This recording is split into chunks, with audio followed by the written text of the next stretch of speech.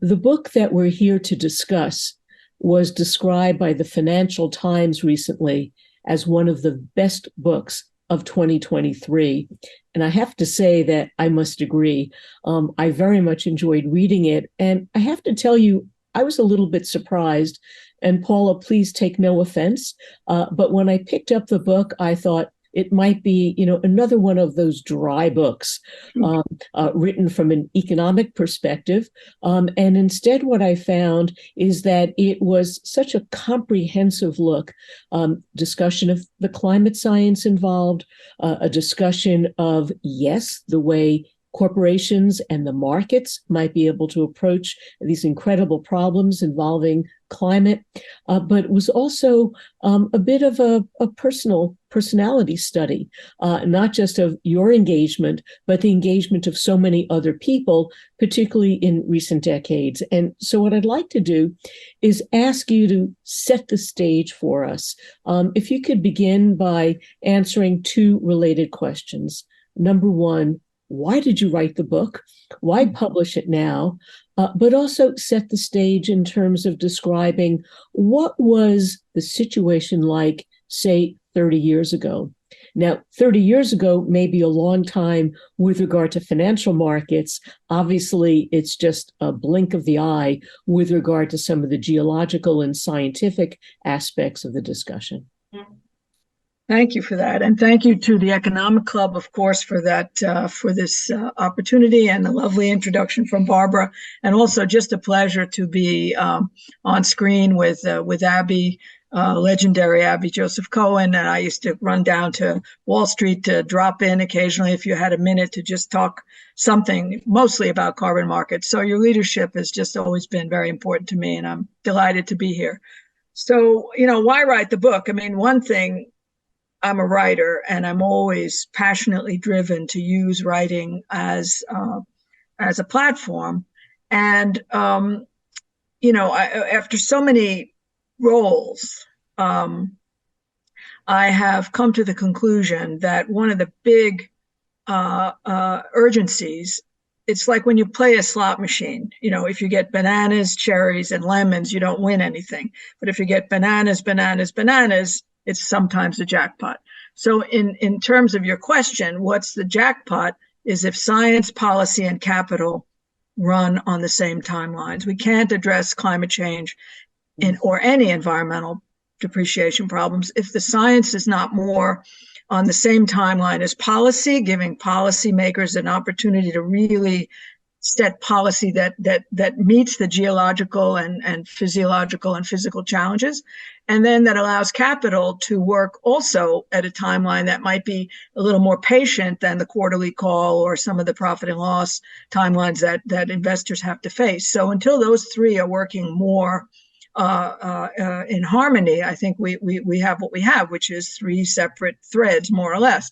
So the first reason to write the book was to try to bring those three things to the table in harmony, as well as, and my conclusion was the only way to get that jackpot was to begin to price the priceless, begin to use the tools of pricing, not so much to price the asset and put a finite price on the atmosphere, but to begin to price the scarcity, the increasing scarcity, law of supply and demand, and begin to use the principles of pricing to try to bring these three things together.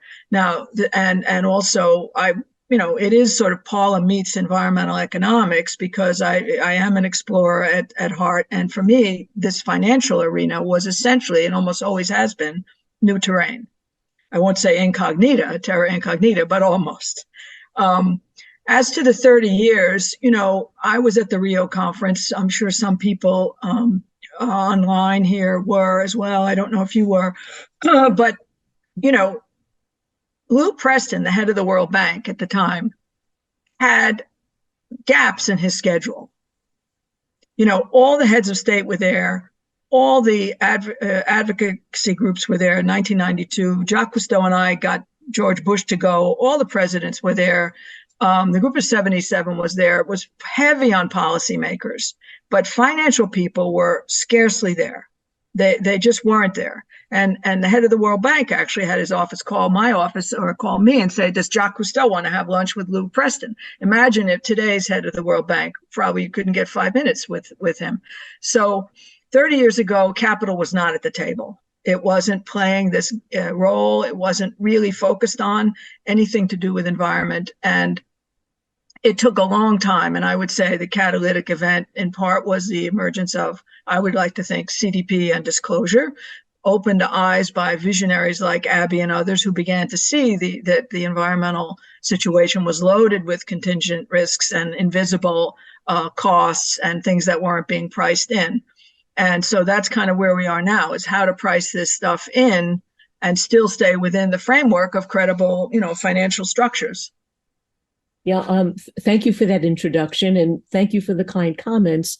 And I would basically say, if we roll forward a little bit in time, perhaps to only 20 years ago, what we saw, I think, is that there were more people waking up to the issues involved. So if we get to, say, 2004 and the UN meeting that took place at that time, you do see that a number of financial firms participate. I was very pleased to represent Goldman Sachs at that time at the United Nations and related meetings, but something else was happening. And I think you do a great job describing in the book that if you're not measuring something, it doesn't count. And we know that in finance, if we back away and not think in terms of climate for a moment, but if we think back over the years and say, well, before investors thought to include return on equity, ROE wasn't part of the equation. Before we began to think about quality of balance sheet, that wasn't part of the equation either when investment decisions were made. But something began to happen 20 years ago in terms of the collection of better information, better data. And I'm the first one to admit that a lot of that is an art form. But if you could explain a little bit more about the greater collection of information, not just about what's happening in the climate per se, but also the impact on corporations. Yeah, well, the Global Compact, began to look at these risks, and even then was talking about, what's the timeline for return? Should it be 10 years less? Should remuneration of the CEO be tied to environmental judgments? And I think what's happening now is you have basically only outliers are not thinking about their climate risk and their disclosure. I mean, CDP has, 20,000 companies disclosing. You now have the SEC rule about to be announced in one form or another. California, the EU will be requiring mandatory disclosure as of 2025. That's already in law. And so there's momentum. What's still a bit missing, though, I think, is this idea of using capital in big ways to really get outside of what we now have taken as mainstream, which would be ESG investing and various tools that we've come to put together, and go beyond those to some of the things that that I talk about in the book, where the value proposition is aimed at this pricelessness, these services, these invaluable things that are not on the books at all, and we have to get them on the books. And so that's where I think momentum is going now, or I'd like to think so.